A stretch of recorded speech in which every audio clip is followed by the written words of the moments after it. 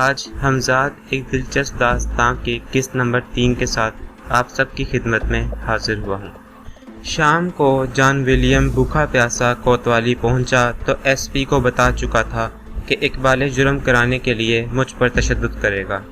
اس نے آتے ہی حکم دیا کہ چمڑے کے کوڑے لائے جائیں اور مجھے کوتوالی کے صحن میں نیم کے درخت کے ساتھ بندھوا دیا۔ اس سے پہلے کہ وہ مجھ پر کوڑے برساتا، کوڑے خود اس پر اور اس کے ساتھی پیٹر پر برسنے لگے۔ یہ صرف میں ہی دیکھ سکتا تھا کہ انہیں کوڑے مارنے والا حمزاد ہے۔ آخر کار وہ دونوں کوڑوں کی مار سے بچنے کے لیے کوتوالی بھاگ نکلے۔ میں نے وہ رات تو کوتوالی میں نکالی، جیسا کہ میں نے حمزاد کو حکم دیا تھا کہ ولیم اور پیٹر پر نیند بھی حرام کر دی جائے۔ میرے حمزاد نے بالکل ویسا ہی کیا، مگر بڑے دلچسپ انداز میں۔ حمزاد رات بھر انہیں طرح طرح سے تنگ کرتا رہا، اور یہ واقعہ خود ایس پی نے بھی اپنی آنکھوں سے دیکھا، جو صبح آ کر اس نے کوتوال کو بھی بتایا۔ آج ولیم کے نام دارالحکومت سے خط بھی آیا تھا۔ اسے سختی سے تاکید کی گئی تھی کہ مجھے بلاخیر گرفتار کر کے جیل بھیج دیا جائے۔ ولیم کوتوالی پہنچا تو فوراً یہ خط اسے دے دیا گیا۔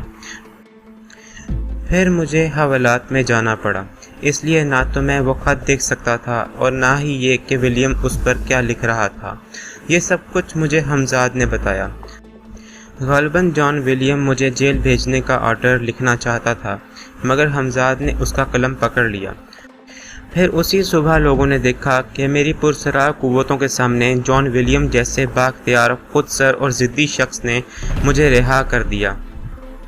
جب رات ہوئی تو میرا شیطان پھر جاگ اٹھا، کیونکہ گزشتہ شب خالی گزری تھی اور حمزاد نے میری حیوانی جبلت کا سامان فراہم کر دیا۔ پھر صبح قریب تھی کہ میرے دروازے پر موت نے دستک دی۔ میں جھنجھلا گیا۔ اس وقت میرے ذہن میں دور دور تک یہ خیال نہ تھا کہ اس شہر میں میرے کچھ دشمن بھی پہنچ چکے ہیں، جو میری جان کے در پہ ہیں اور انہیں میرے قتل کا حکم دیا گیا ہے۔ میں غصے میں اٹھا اور جا کر دروازہ کھول دیا۔ وہاں میں نے واقعی اپنی موت کو منتظر پایا۔ نواب صاحب کے بھیجے ہوئے گنڈے میری طرف لپکے۔ میں نے حمزاد کو پکارا، مگر بے سود۔ میں اس وقت پاک نہیں تھا اور مجھے یہ احساس ہو گیا تھا۔ یہ خیال آتے ہی میں آنگن میں پڑے کچھ گھڑوں کی طرف بھاگا، لیکن گنڈے پہلے ہی ہوشیار تھے۔ انہوں نے تمام گھڑوں کو توڑ کر پانی بہا دیا تھا۔ اس سے پہلے کہ میں کچھ فیصلہ کرتا، ان میں سے ایک نے مجھ پر حملہ کر دیا، مگر میں گرتے گرتے سنبھلا اور ایک ٹوٹے ہوئے گھڑے کا پانی اپنے سر پر ڈال لیا۔ پانی اتنا کم تھا کہ بامشکل میرے سر، چہرے اور گردن کو ہی بھگو سکا۔ اسی وقت کسی کی تلوار کام کر گئی۔ میرا سر کٹ کر زمین پر گرا اور گرتے ہی فضا میں بلند ہوتا چلا گیا۔ میرا کٹا سر جو پاک ہو چکا تھا، حمزاد نے شہر سے دور ایک ویران جگہ پر پہنچا دیا۔ یہ جان کر مجھے بے حد حیرت ہوئی کہ میں ابھی بھی زندہ تھا۔ حمزاد نے بتایا کہ اس کی وجہ یہ ہے کہ میں نے اپنے جسم لطیف یعنی حمزاد کو قبضے میں کر رکھا ہے۔ جب تک جسم لطیف میں زندگی ہے، مادی جسم بھی نہیں مر سکتا، مگر اب میرا بقیہ جسم چھن جانے کی وجہ سے حمزاد بھی بے بس ہو گیا تھا۔ اس کی بہت سی قوتیں وقتی طور پر مفلوج ہو گئی تھیں۔ حمزاد نے بتایا کہ اس کی یہ قوتیں اس وقت تک واپس نہیں مل سکتیں جب تک میں کوئی اور جسم حاصل کرنے میں کامیاب نہیں ہوتا۔ میرے حمزاد کی رائے یہ تھی کہ اب تک جن لڑکیوں سے میرے تعلقات رہے تھے، ان میں رضیہ مجھ سے سچی محبت کرتی تھی۔ رضیہ نے اسی لیے شادی سے بھی انکار کر دیا تھا۔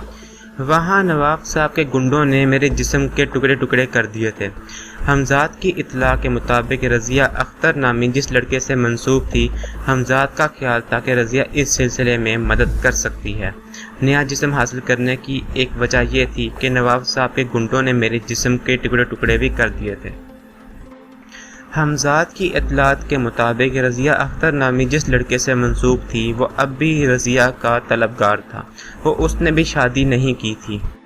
حمزاد کا خیال تھا کہ اگر رضیہ اختر کے قتل پر آمادہ ہو جائے تو اختر کے جسم کو حاصل کیا جا سکتا ہے۔ یہ کام بہت کٹھن تھا، مگر اس کے سوا کوئی راستہ نہیں تھا۔ حمزاد جب پہلی رات مجھے خانقاہ سے رضیہ کی حویلی میں لے گیا تو وہ میرا کٹا ہوا سر دیکھتے ہی چیخ مار کر بے ہوش ہو گئی، لیکن پھر تیسری رات میں رضیہ سے اظہار مداح بیان کرنے میں کامیاب ہو گیا۔ میں نے اسے ایک اور کہانی سنائی، میں بغیر جسم کے بھی زندہ ہوں، یہ عجیب و غریب اور ناقابل یقین منظر دیکھ کر اور کچھ میری محبت سے مجبور ہو کر وہ اس خطرناک کام پر آمادہ ہو گئی۔ وہاں سے لوٹتے ہوئے میں بہت خوش تھا کہ ایک بار پھر زندگی کی نعمتوں سے مالا مال ہو جاؤں گا۔ مجھے کچھ یہ احساس بھی تھا کہ رضیہ بہرحال ایک عورت ہے، کہیں ڈر نہ جائے اور اپنا فیصلہ بدل نہ دے۔ میں اسی لیے ہر شب اس سے ملتا رہا۔ ایک شب رضیہ سے طویل گفتگو کے سبب مجھے واپسی میں دیر ہو گئی۔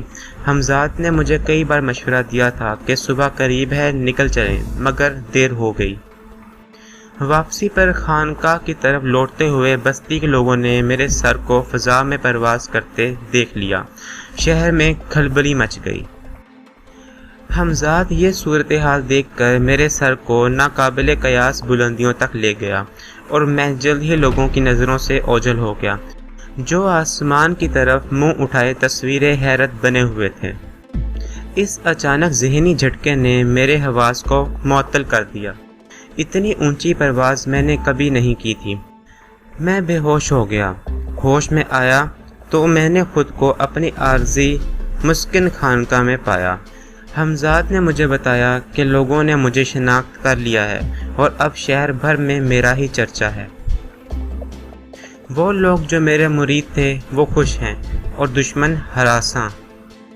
میں سخت پریشان ہو گیا، کیونکہ ان حالات میں رضیہ پر یہ راز فاش ہو سکتا تھا کہ میں شیخ کرامت ہوں، نہ کہ کسی دوسری دنیا کا واسی۔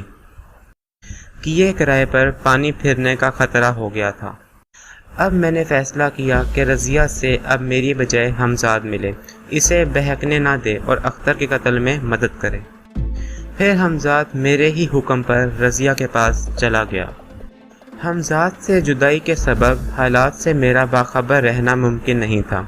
حمزاد نے یہ مشکل بھی آسان کر دی اور مجھے ایک ایسی پراسرار قوت بخش دی کہ جس کی مدد سے میں میلوں دور رہ کر بھی سب کچھ دیکھ اور سن سکتا تھا۔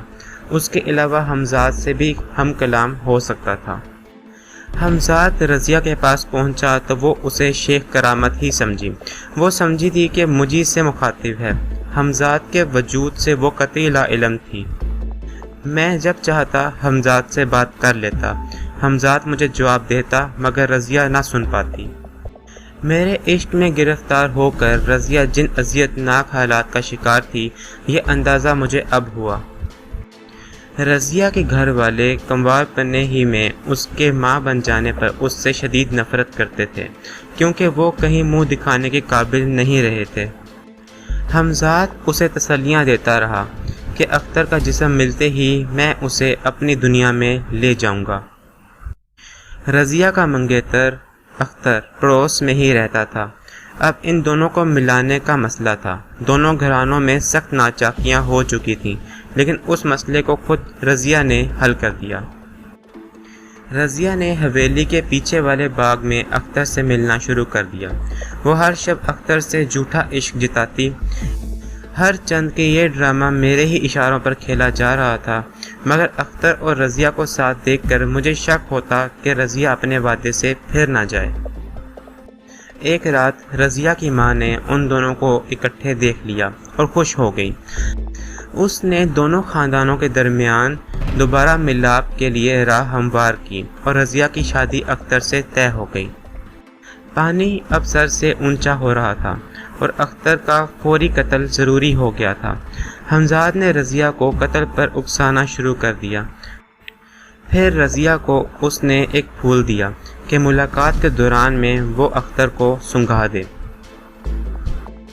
جب اختر بے ہوش ہو جائے تو پھر اسی گردن پر خنجر پھیر دے۔ لمحہ لمحہ گنتے آخر وہ رات بھی آ گئی۔ حمزاد مجھے بھی وہاں لے گیا تاکہ دوسرا جسم مل جائے۔ اب میں بذات خود اس غار میں موجود تھا جسے اب تک اپنی چشم تصور کی قوت سے دیکھتا رہا تھا۔